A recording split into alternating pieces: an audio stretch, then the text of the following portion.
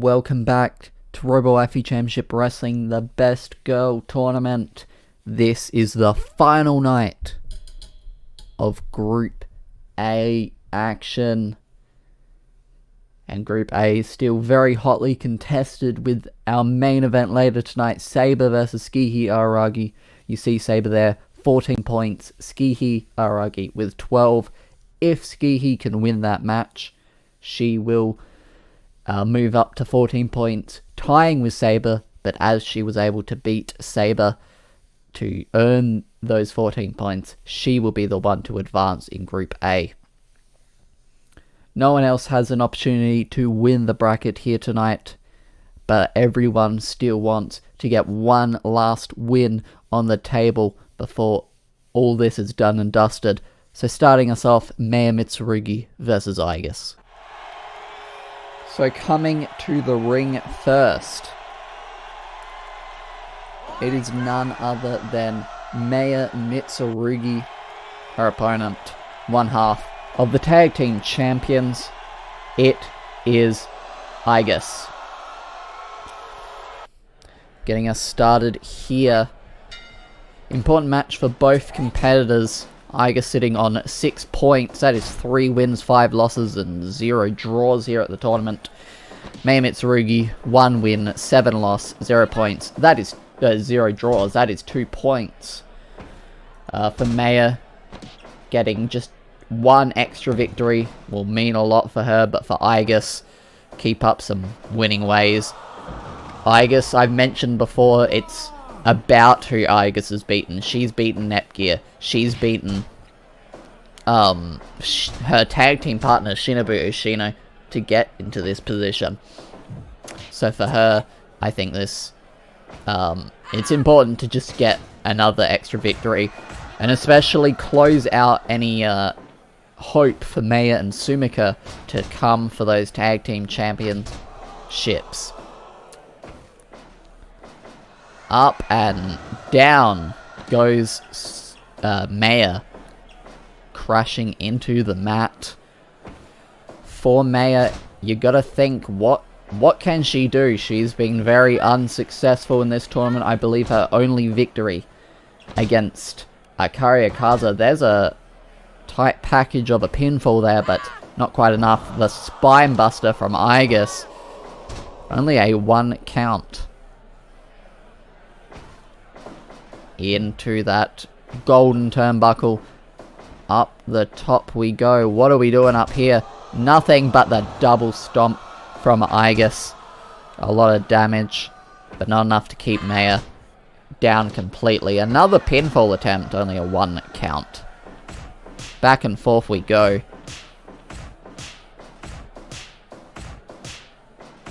Igus getting the better of that exchange. Igus definitely has a striking advantage. Igus going for a lot of pins here, wanting to get this one over with. German suplex with a bridge. Not enough though to put one half of the tag team champions away. The torture rack applied. Could be disastrous for Maya, but not quite. Cut off there with the elbow to the back. Into the ropes and a crossbody with a pin. Not enough to put away the armed angel Igus. Spine buster, and Igus is fired up. 1, 2, very close off of that spine buster. Up she goes for the double stomp to the back.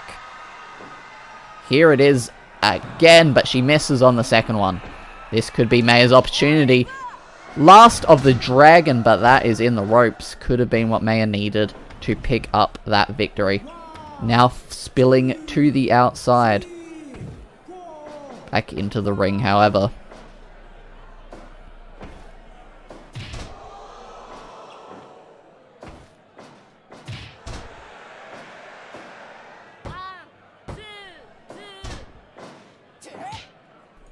A close pinfall there for Igus. And those mounted forearms to the face of Maya Mitsurugi. How many can she take? Still a few more, it seems.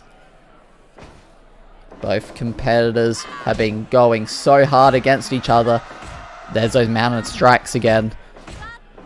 Iga's trying to either knock Maya out or get her to just give up. But I don't think Maya's going to do that. Not right now. This is her last opportunity to get a big win. DDT on the top of the forehead of Igus. There is that flipping leg drop and into the figure 4 leg lock. Could be enough, Igus, but she manages to power out of it. Igus taking her some opportunities to catch her breath here. Double stomp, but missing once again. Throwing her into that golden turnbuckle. Knee to the stomach. Going for the double stomp and connecting on the back. But Maya's still got some fight left in her. What a pin. A lot of leverage on that one, but not enough to put her away. Collision, but Igus, the heavier of the two, getting the better of that collision. I thought she was going for a scoop and a slam, but the shoulder breaker. The double stomp once again. A second one for good measure. Pulverizing the stomach, the guts of Maya Mitsurugi. To the back this time. Number 2, but missing. Igus goes for those a bit too much and may suffer for it. Rope break on that pinning predicament. The torture rack in the ropes. Could have saved Maya Mitsurugi there. Another rope break. A lot of rope breaks here. Storm breaker. Maya is in control right now. What's she going for up here? Hurricane Rana into the pin. So close to beating Igus. This is what Maya needs. The brain buster. Up she goes. The flipping leg drop. Maya is fired up. Going for another one. Igus back on her feet. The Stormbreaker again. Into the high angle Boston Crab. Igus may give up right here. She's taken far too much damage. She powers out, however, but Igus is exhausted. She needs to catch her breath. Last of the dragon in the ropes. Maya has gotten so close so many times. Shoulder breaker. Drop toe hold. Back up top to the back of the head, but I think maybe she just missed her. Igus to her feet, but missing with that one. That double stomp. This is a highly contested matchup. Scorpion death drop. The elbow. German suplex in the ropes. Maya needs to get out of those ropes. She's gotten close so many times. Storm breaker. But not going for the pin could be a big mistake. The jawbreaker going to swing the pendulum back into the favor of Igus here. Into the pink turnbuckle. Missing, bonking her head off of the turnbuckle. Yes, it's padded, but you still don't want to ram your neck into a little DDT. Igus back off on her feet right away. Despite the fact that neither of these competitors can win this tournament, they are going at it. Oh my god, what a Frankensteiner. They're going at it as if this was the match to decide it for them. This is how much a win means to both competitors here at RWCW Championship Wrestling. Scoop and a slam. Igus is going and following her out there. The torture rack on the outside. She can't get the submission out there. But she can make it very, very hard for Maya to get back into the ring. Throwing Igus into the... Maya's looking to win via countout. Oh my god, on the 18 count, 10 minutes have passed in this one. The Frankensteiner, up she goes. The 640. And the spinning leg drop for good measure into the pin. But a rope break once again. The power on that German suplex, but a rope break. Both of these competitors have been in near win situations. But due to rope breaks, have not been able to get it. The Scorpion Death Drop. The knee. Igus maybe calling for the end. An uppercut to the back of the head. And a key lock there, but not enough. Back and forth we go. These two competitors have been going so hard. Lariat taking Maya down, but Igus is exhausted. Not able to capitalize right away. Scoop and a slam. Igus is still out of breath. The Storm Breaker. She's got to get Igus out of the ropes, and she has to go for the pinfall. No, what are you doing, Maya? The double stomp. The torture rack. In the ropes. Maya still has a chance to hold on here. The shoulder breaker. Igus going for the pin. This is it. What a competitive match we just saw. Igus ultimately getting the better of the exchange with that shoulder breaker to finish it off. I think any pinfall after any maneuver was going to finish that one off. Wow, what an opening contest here. Our next contest, Yoko Littner will be taking on the current defending, reigning close-up champion. It is Netgear. Coming to the ring first, it is Yoko Littner. Yoko Littner, 4 points to her name. That is 2 wins, 6 losses, and 0 draws. Netgear, on the other hand, 8 points to her name, 4 wins, 4 losses, and 0 draws. For Yoko Littner, this is a great opportunity to get a close-up championship match later down the line. Now, with the amount of people that have beaten Netgear over the course of this tournament, you think that maybe that line could be getting a little long here. However, as long as you're in that line, it's all good. Even if Netgear does not keep that championship, that will probably be kept in mind that you once beat the close-up champion in singles competition. And that knee strike sending Yoko Littner to the outside. We're back on the inside. Netgear with some rapid chops to the side of the head, and a great leg submission here, going to work down the base of Yoko Littner. Both of these competitors quite well versed in their submission holds. For Yoko Littner, this is a great opportunity to, as I mentioned, get a close-up championship match, but also another opportunity to show what she has here at RWCW Championship Wrestling as a singles competitor. For Netgear, this is to get the ball rolling again. This tournament, while it hasn't been the worst for her, you would expect more of our close-up champion than 4 wins, 4 losses. That's dead even. For Netgear, she doesn't want that to fall to 4 wins and 5 losses in her final standing. Surfboard. Right now, it's looking like that may be the case for current close-up champion Netgear.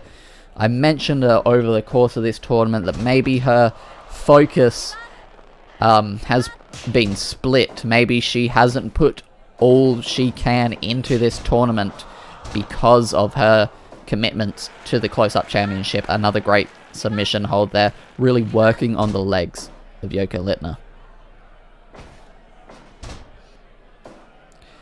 There could also be a level of complacency from Netgear, a feeling of, I don't necessarily need to win this tournament, I have the close-up championship.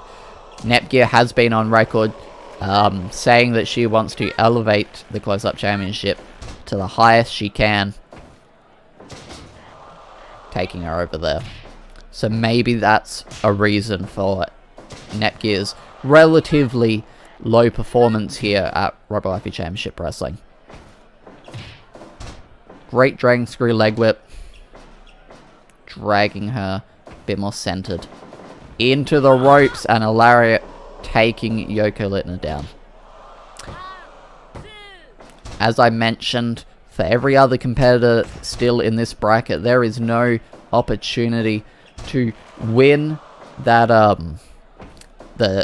win the tournament to go on to the grand finals, except for Skihi and Saber, who we'll be seeing in the main event. But this could be the match right here.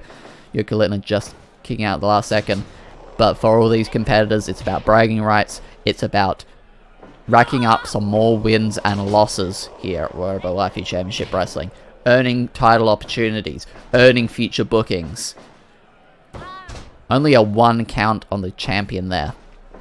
And another tombstone pile driver. Yoko could be out for good. And not quite enough to put Joko Littner away. But maybe a third tombstone pile driver is what it takes. No! Joko Littner kicking out just at the last second. And a Michinoku driver is not going to seal the deal. Joko Littner is still holding on. Cross arm breaker from the Northern Light suplex. We've seen Netgear tap people out with this maneuver before, but not this time. Elbow to the face, but a kick to the face of Joko Littner. Back and forth we go. And the surfboard applied once again.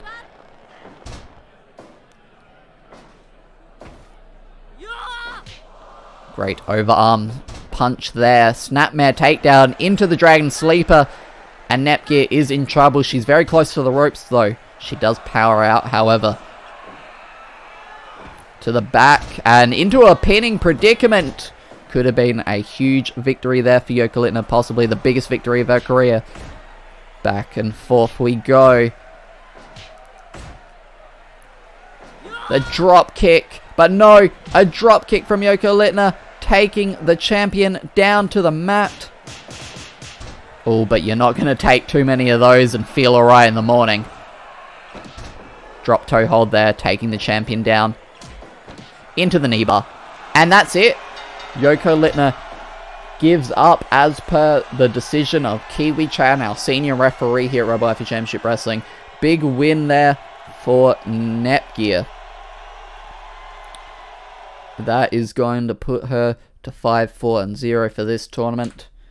Overall, on the winning side of things. Our next contest. Hatsune Miku will take on current TV champion Karen Araragi. Coming to the ring first, it is Hatsune Miku. Her opponent, none other than the current reigning TV champion. It is Karen Araragi. Let's get this started. A big match here for both competitors.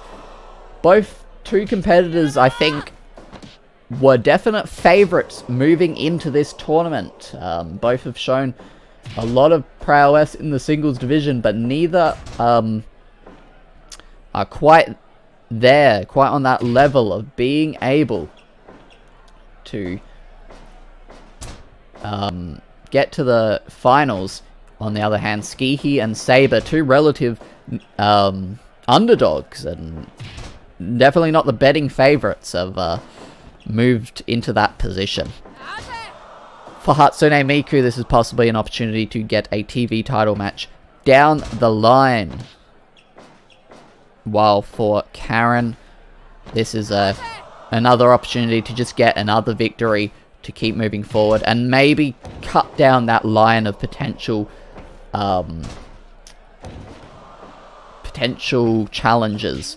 Although for Karen, she has dropped mostly decisive victories to either other champions or individuals like Saber, and I believe did Skihi come out on top of their exchange? I do not remember. Yes, Skihi as well. So it'll be interesting to see who may challenge Karen Araragi for the TV title coming up. Cross-legged jackknife cover, but not enough to put Karen away. into that pink turnbuckle. And reversing there with that lariat. And the Paradise Lock submission.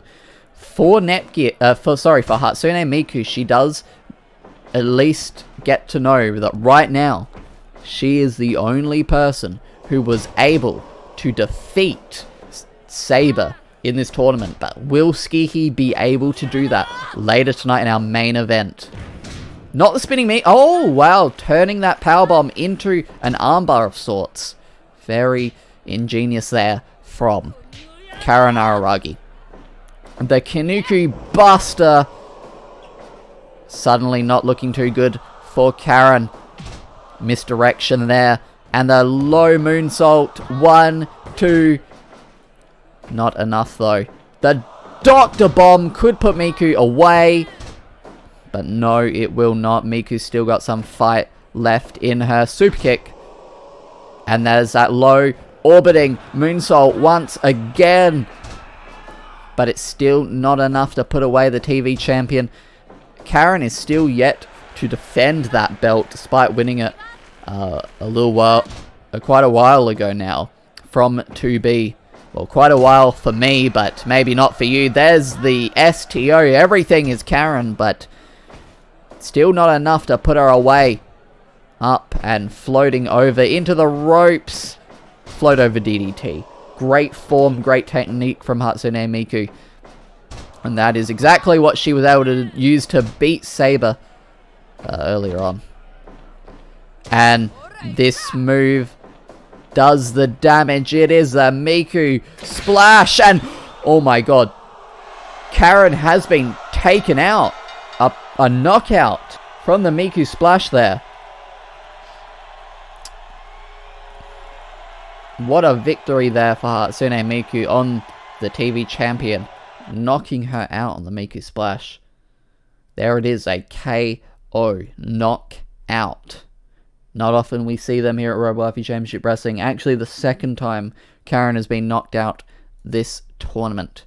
That moves Hatsune Miku up to 12 points, 6, 3, and 0, while Karen sits on 5, 4, and 0 in her final standings.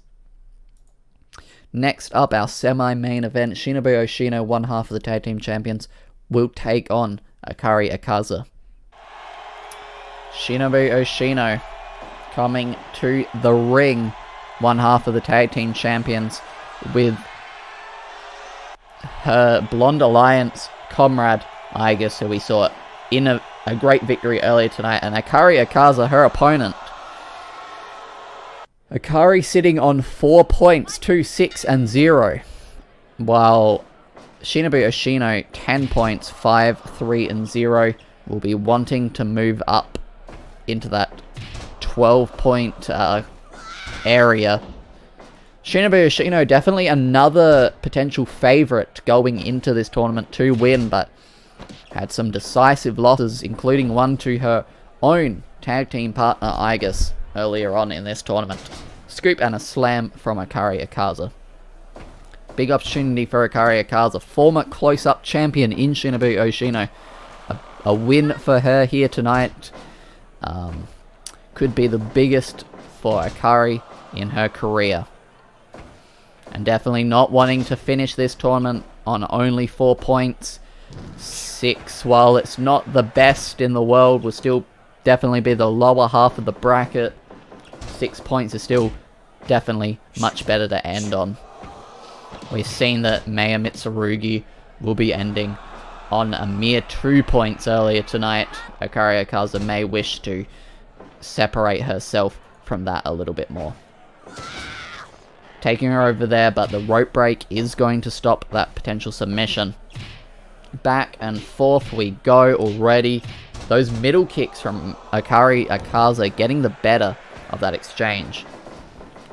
Usually most competitors will strike towards the head during a strike exchange like that, but Akari Akaza goes for those middle kicks to the stomach.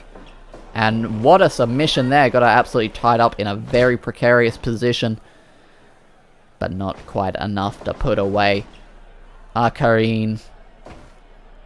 into the ropes, and an elbow firmly placed into the sternum of Hikaru Akaza, and tried to go for a rolling forearm there, but not enough, but missing with it. Fireball missing there. Not sure how that's legal, but I guess it is here. Into the ropes. And nice elbow there, running elbow, a lot of force, a lot of momentum on a move like that. Shinobu does have a relatively small frame, but build up enough speed and your opponent is still gonna feel the weight and the force. I'm pretty sure Isaac Newton said something about that one time. I don't know what it was. And there's a hiss in memory of the great Isaac Newton. Loves a good hiss. Great submission here. Really working on the neck of Hikaru Akaza. Straight jab. And now taking her down. The moonsault with the cover. Not enough though to beat Hikaru. A rope break there. A lot of submission attempts from Shinobu Oshino, but unfortunately a lot of rope breaks. And a hiss. You love to see a double hiss. Took a lot out of Shinobu though to do those hisses. Oh my god, a low blow from Hikaru Akaza. Not often you see that come out from her, but Odango Bazooka into a submission hold here. Hikaru is not looking in a good way. She was on the offensive there, but didn't get up right away. The hiss. Taking her over, and the Paradise Lock submission firmly locked in. Hikaru, however, has the key, or is an excellent locksmith. Splashing to the outside. Shinobu is going to use this as an opportunity to catch her breath. Shows how desperate she is for a little bit of a breather. Throwing her over there. Chopping underneath the legs and a straight jab right there.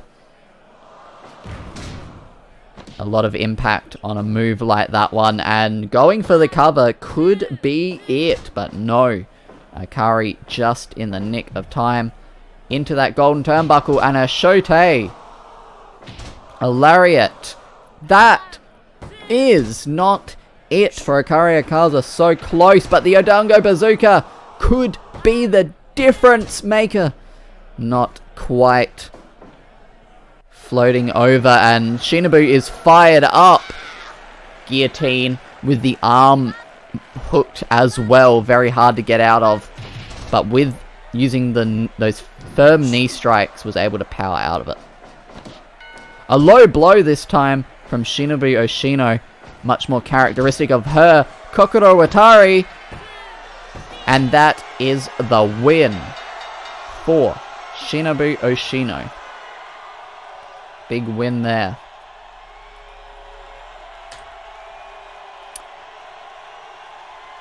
That moves Shinobu to a final standing of 12 points, 6, 3, and 0. Now, ladies and gentlemen, now, main event of the evening. This is the match that determines who wins Group A. It is Saber versus Tsukiji Araragi. 1/3 of the trio's champions is Tsukiji Araragi. Let's get to it. Coming to the ring first. Top of the bracket. 14 points. Only person to get to 14 points. 7, 1, and 0. Her opponent sitting at 12 points. 6, 3, and 0. It is... Sorry, not... 6, 2, and 0. 12 points. Here we go. This is to determine who wins. I mentioned it earlier on. Smashing Tsukiji into the ring, but even though Tsukiji will tie with Saber for points at the end of this, if she wins this match, due to tiebreakers being decided as in who won their match. A very vocal Skihi right now. Tiebreak is being decided by who wins a match between the two tying competitors. It will be Skihi who will go on to the finals. Surfboard there. Not enough though. Skihi is definitely fired up here tonight. Up and reversing that vertical suplex attempt into a DDT of sorts. Stopping that strike to the face. Skihi is looking in control right about now against the formerly looking to be unstoppable Saber. Back and forth, chops all around, and Skihi getting the better of that exchange. Rolling senton off the top. Skihi, though, looked a little exhausted after coming off of it. Great STO there. Into the cover. A 2 count, but only that. No 3 here just yet. Driving Skihi into the mat. 1. Only a 1 count. Has not done enough damage just yet. There is the German suplex. Skihi so close to the 3 count. But those double strikes into a pinning predicament here. Only a 1. A lot of early pins here. And a low drop kick from Saber. Up and driving Skihi down once again. Up top and a huge splash with the pin. Still only getting a 1 count on Skihi Araragi. The Phoenix Splash. Barely 3 minutes into the match. Almost got the 3 count. Skihi is looking on top of her game, but some powerful strikes there from Saber. I thought she missed there with the Shining Wizard, but got the rebound, and Skihi's back up onto her feet right away. There is that clothesline with the misdirection. Another one. The elbow to the back there of Saber. Not looking like the Saber she once was, the backslide. But not even having Kiwi-chan come over and check that one. Yoshi Tonic could be the victory for Skihi Araragi, but not quite. A great moonsault, the rotation she got there, and a 2 count. A respectful clap from this crowd, this audience.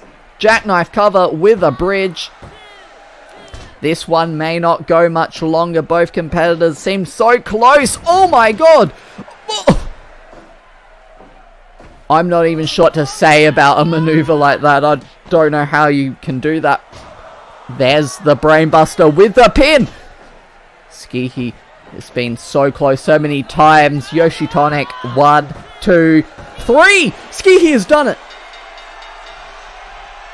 Skihi has won Group A. I cannot believe that. If you asked me at the start of the tournament if I thought that Skihi Araragi had any chance of winning this tournament, I would have told you it was pretty slim. But Skihi Araragi, there's a new update on the standing that I need you to see. Set to advance Skihi Araragi. 7-2-0. What a tournament it was for her. Saber so close, but just at the end there, losing it. Tomorrow, actually, let me double check that. Tomorrow night, the end of Group B. We already know that Noriko Takaya should be advancing. Unless I'm wrong in my calculations, but we'll work that out tomorrow night. Thank you so much for watching. We're so close to the end. Remember to stay tuned.